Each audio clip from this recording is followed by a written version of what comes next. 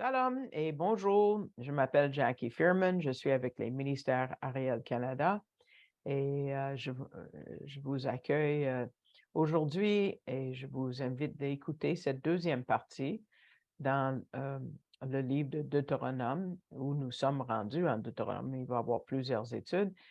Cette étude de M. Jacques-Isaac Gabizon, qui est le directeur du ministère, qui a écrit cet enseignement il y a 2 ans et que moi j'ai le plaisir de vous présenter ici en français. Donc, on va continuer où nous étions en Deutéronome et nous allons mettre le focus sur un passage en Deutéronome 18. Donc, vous pouvez tourner dans vos Bibles à Deutéronome 18. Ça, c'est un passage extrêmement important qui parle d'un prophète à venir, qui est le Messie. Et là, on va regarder aussi Deutéronome 16 et même Lévitique 23, parce que la prochaine fois, on va regarder les fêtes d'Israël et on va voir le Messie là-dedans. Donc, en Deutéronome 18, vous dites, comment est-ce que ça nous fait regarder les fêtes d'Israël, comment est-ce qu'on voit le Messie? Mais verset 15 dit, «L'Éternel, ton Dieu, te suscitera un prophète comme moi.» Demandez d'ailleurs à un Juif, si vous rencontrez un Juif, c'est qui ce prophète-là? «Du milieu de toi, d'entre tes frères, vous l'écouterez.»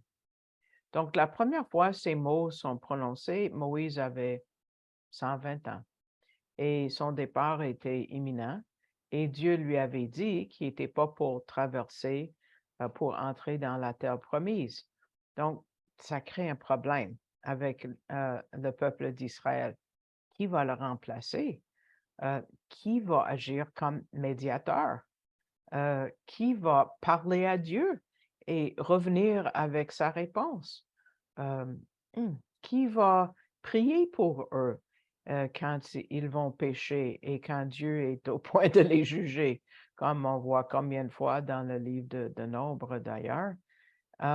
Moïse a joué un rôle tellement important et son départ va laisser un gros trou dans leur relation avec Dieu. Donc, ce passage était pour les préparer pour le médiateur à venir, le Messie. Mais pourquoi est-ce qu'on parle du Messie ici en Deutéronome?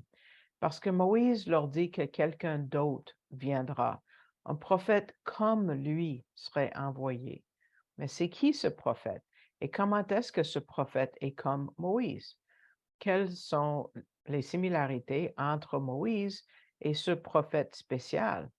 Et pourquoi est-ce que Ésaïe, Jérémie, Josué même, d'autres n'étaient pas comme Moïse? Mais comme on l'a déjà vu, Moïse est vraiment unique comme prophète parce que Dieu lui a parlé face à face, comme personne d'autre avant ni après. Et on voit en Nombre 12, verset 8, le Seigneur dit, «Je parle avec lui,» c'est-à-dire Moïse, «bouche à bouche, et en me révélant clairement et non en énigme, et il voit la ressemblance de l'Éternel.» Nombre 12, 8. Donc, Moïse était un prophète unique.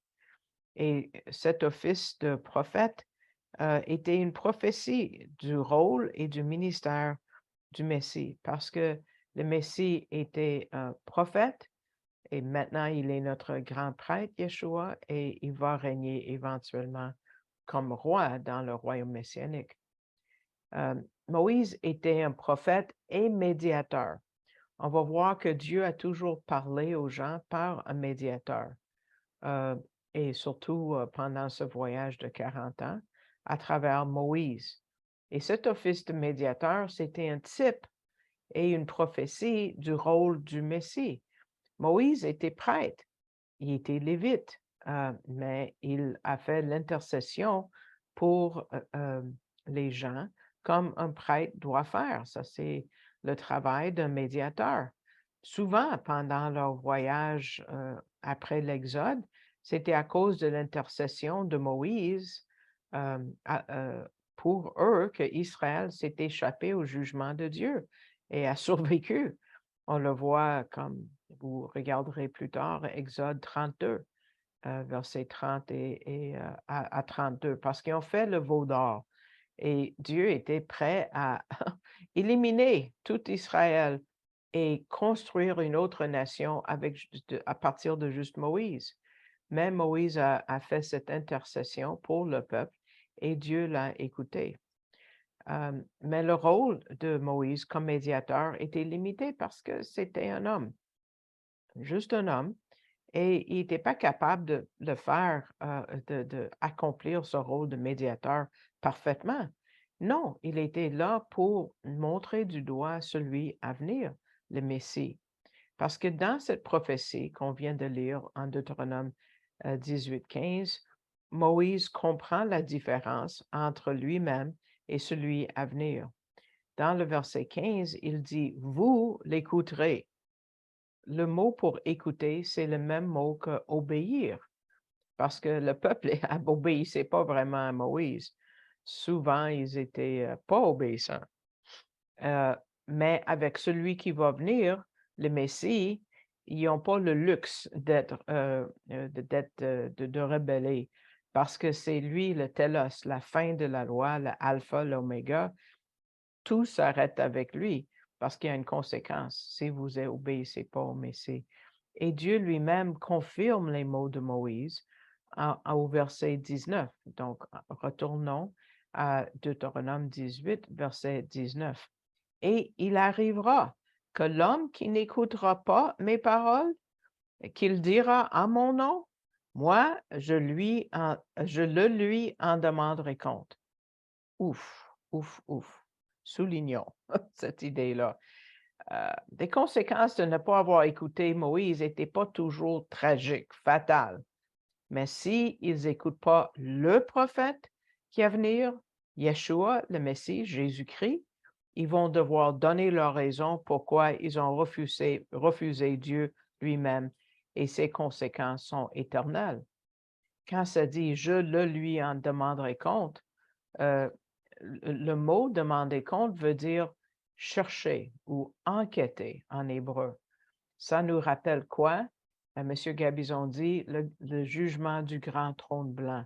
À la fin du temps, à la fin du millénium, quand tout le monde qui aura refusé le message de l'Évangile, ils vont être devant le trône et une des questions, sinon la question qu'on va leur poser est pourquoi vous n'avez pas cru en Jésus? Pourquoi vous n'avez pas cru en Yeshua?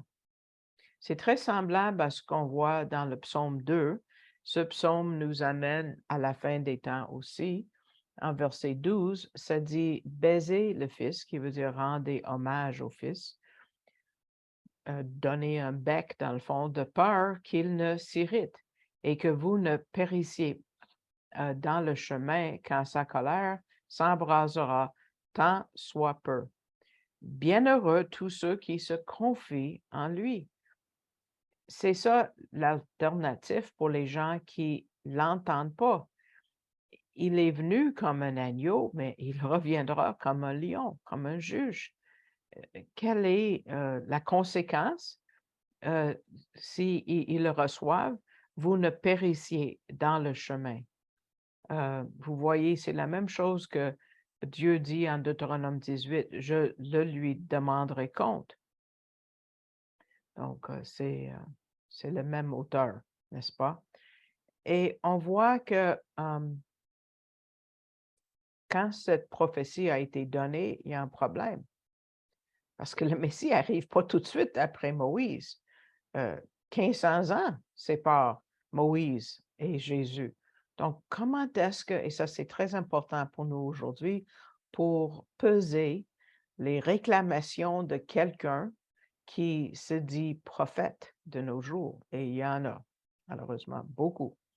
Donc, comment est-ce qu'ils vont connaître la volonté de Dieu? Comment évaluer quelqu'un qui se dit prophète? Il va y avoir d'autres prophètes et représentants de Dieu, Josué, Élie, Joël, mais ce ne sont pas des gens comme Moïse et ils ne sont pas non plus le prophète qui était à venir. Donc, comment savoir si un prophète aujourd'hui vient du Seigneur? Maintenant que le Seigneur ne va pas parler directement bouche à bouche aux prophètes, il y en a beaucoup qui font semblant, qui sont des faux prophètes. Donc, comment savoir? Donc, le Seigneur donne plus d'instructions ici que M. Gabizon dit qu'il trouve très intéressant. Parce que Dieu n'a pas laissé Israël comme orphelin. Et le conseil qu'il leur donne est tellement important pour nous aujourd'hui. Avant que Moïse quitte la scène, une partie de la loi était accomplie, n'est-ce pas, était déjà donnée de la parole de Dieu.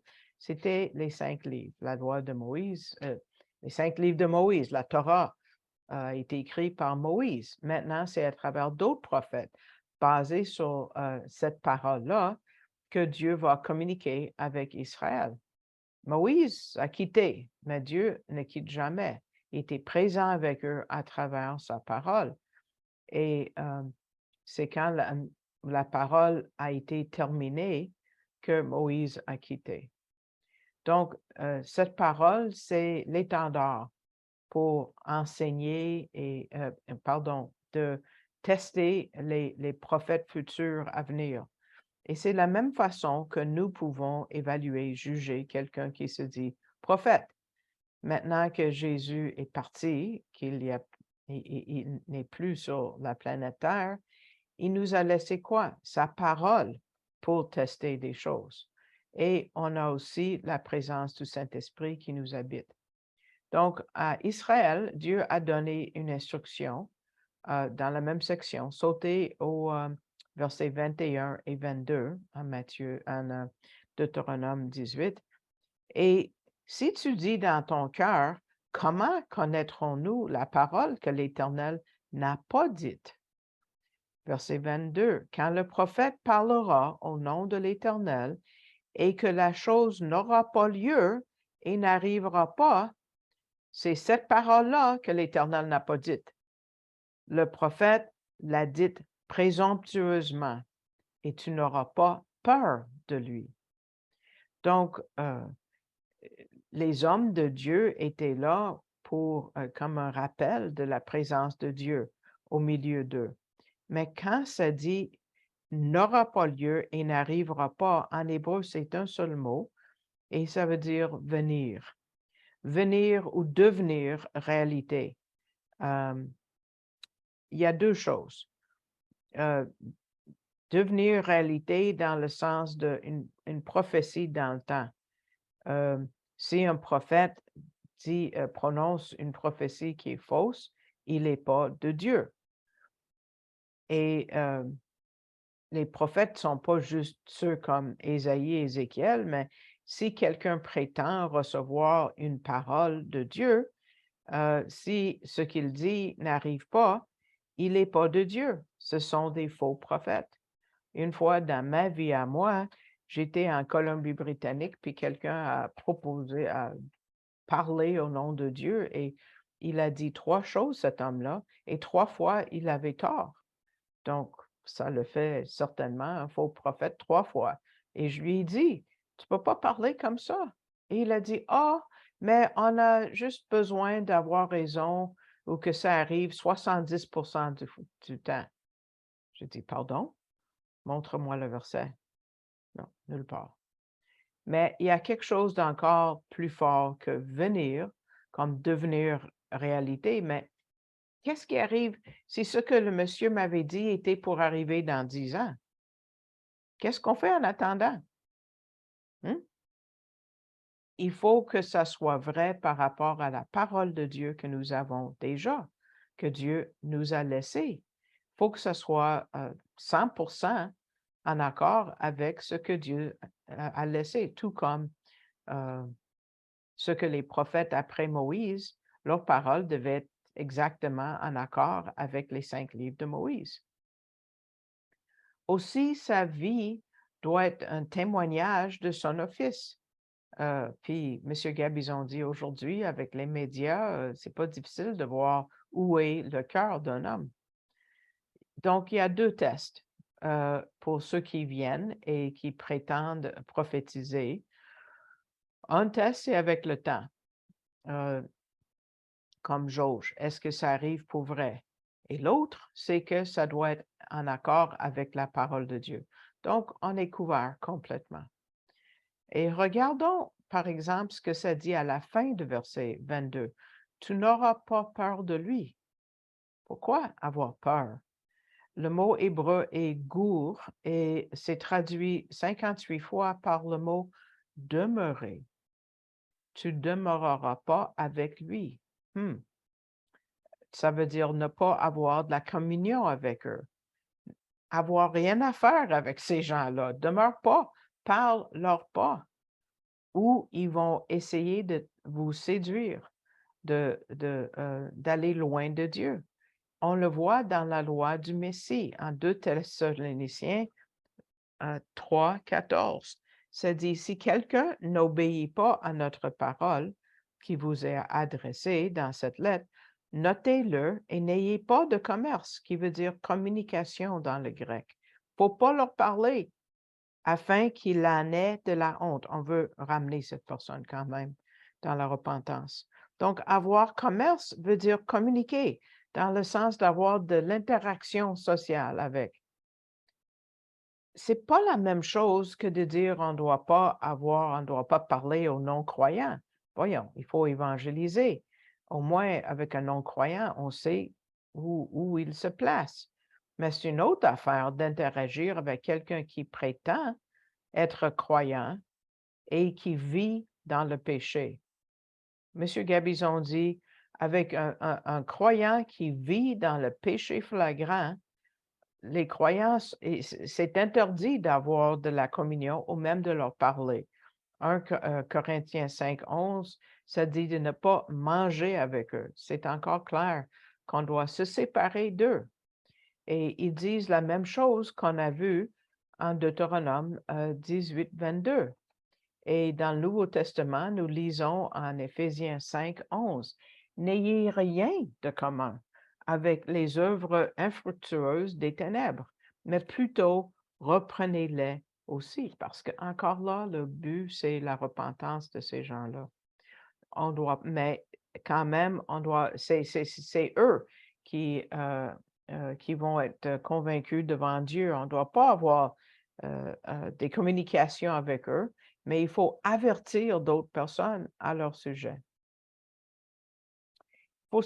Il faut aussi dire que cette prophétie de Moïse qu'on vient de voir en Deutéronome 18 était très bien connue des Juifs à l'époque de Jésus. Nous lisons dans l'Évangile de Jean, chapitre 1, versets 21 à 25, qu'il pensait que Jean le Baptiste, peut-être, c'était lui le prophète. Regardons le verset 25. Et ils l'interrogèrent et lui dirent, pourquoi donc baptises-tu si tu n'es ni le Christ, ni Élie, ni le prophète? Quelques-uns ont reconnu qu'il était le prophète. Regardons Jean 6, 14, après la multiplication des pains, ça dit, les hommes dont, ayant vu le miracle que Jésus avait fait, disaient, celui-ci est véritablement le prophète qui vient dans le monde. Même conclusion dans chapitre 7 de l'Évangile de Jean, verset 40. Ça dit, des gens de la foule dont, ayant entendu cette parole, disaient, celui-ci est véritablement le prophète. Mais comme c'était prophétisé, même ça ne suffisait pas. Les leaders religieux ne l'ont pas accepté. Moïse a prophétisé au sujet du prophète qui est à venir, le Messie. Et il a dit, lui, vous l'écouterez, parce que Moïse, il écoutait guère. Et maintenant, il leur dit que ce prophète va venir. Et dans le verset d'après, donc retournons, si vous êtes encore, en Deutéronome 18, verset 16, ça dit, vous l'écouterez selon tout ce que tu demandas à l'Éternel, ton Dieu, à Horeb, le jour de la congrégation, disant, que je n'entende plus la voix de l'Éternel, mon Dieu, et que je ne vois plus ce grand feu, afin que je ne meure pas. Vous voulez pas mourir spirituellement? Écoutez ce prophète-là. Écoutez Jésus. Plus tard, Pierre et Étienne citent ce passage pour démontrer que Yeshua est vraiment le prophète, est vraiment le Messie. Pierre était au temple en Actes chapitre 3 et il dit en versets 19 et 22, repentez-vous donc et vous convertissez pour que vos péchés soient effacés, en sorte que viennent des temps de rafraîchissement de devant la face du Seigneur. Et il continue et il est assez direct en versets 22 et 23. Et Moïse a déjà dit, le Seigneur votre Dieu vous suscitera d'entre vos frères un prophète comme moi.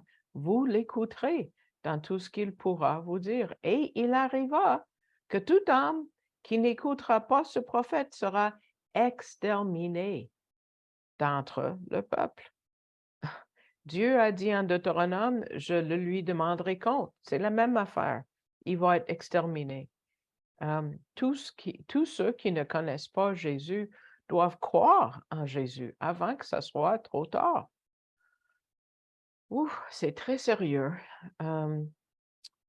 Quelques chapitres plus tard, c'est Étienne qui en parle en chapitre 7, verset 37, et quand il donne le récit d'Israël, c'est vraiment un très beau discours. Il cite le même verset, puis à la fin, on l'a tué. Le peuple juif à l'époque de Jésus était très au courant de cette prophétie, vous voyez. Monsieur Gabizon dit, j'aimerais donc qu'ils aient cette connaissance de cette prophétie aujourd'hui. Moi, je n'ai pas eu connaissance. C'est juste plus tard quand j'explorais les réclamations messianiques de Jésus que j'ai découvert et Deutéronome 18 et j'ai dit, wow, il a promis qu'il y aurait quelqu'un d'autre à venir. Mais au début de Deutéronome, Moïse leur rappelle la présence de Dieu à travers les 40 ans dans le désert parce qu'ils avaient oublié. En Deutéronome 4, 34 et 35, ça dit, fut-il jamais un Dieu qui essaya de venir prendre à lui une nation du milieu d'une nation? Par des épreuves, par des signes, par des prodiges, par la guerre, et à main forte, et à bras étendus, et par de grandes terreurs, selon tout ce que l'Éternel, votre Dieu, a fait pour vous en Égypte, sous tes yeux? Tu vois, c'est le singulier, tes yeux. Cela t'a été montré afin que tu connusses que l'Éternel est Dieu et qu'il n'y a point d'autre que lui. Deutéronome 4, 34 et 35. Donc, vous voyez, c'est à cause des interventions divines que Moïse a réussi. Et comme je vous ai déjà dit, Deutéronome 1,9, il dit, je vous parlais en ce temps-là. Et comme j'ai déjà dit, ces gens-là n'étaient pas là. C'est une nouvelle génération. Mais Moïse a enseigné ce qu'il a appris. Parce que le cœur de l'homme ne change pas.